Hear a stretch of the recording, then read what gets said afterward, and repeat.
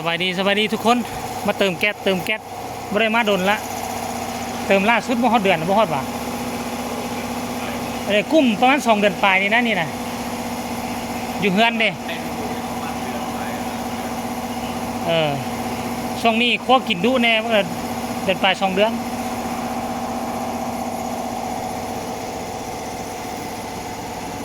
โรงงานเติมแก๊สของเจตุกมีแก๊สแน่แล้วก็มีออกซิถ้าใครอยากได้ออกซิก็มาเอาอยู่นี่คันว่าซื้อบ้างดำน้ำมาแน่สิมาเติมอยู่นี่แหละออกซินะอยู่หนองบัววันนี้ขึ้นกับหนองบัว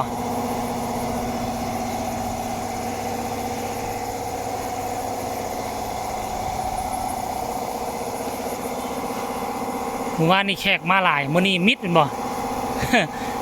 เขาจะมาเป็นช่วงเนาะ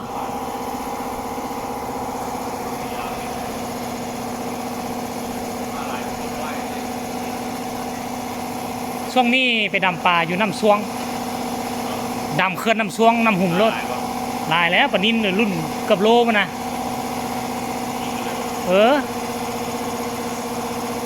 ดำยิ่งก่อนแล้วบางตัวใหญ่ซ้ำนี่พี่ซ้ำนี่ไปนะได้มือนั่นนะ9 ขีดได้พูละ2 โลปลายน้ำมันใสอยู่หันหน้าน้ำฝนก็ใสบ่มีบ่คุ้นที่เทื่อนะไปดำ2 เทื่อ 3 เทื่อละ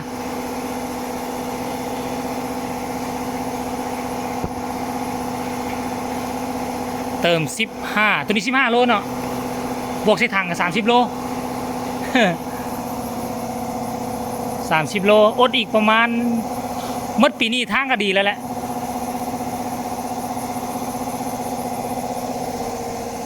เขาเจ้ากำลังแปลงทางอยู่ทางปูคอนกรีตหมดปีนี้แล้วก็ทางดีสบายนี่ถังแก๊สตัวนี้เป็นถังจักโลวะถังละโลป่ะนี่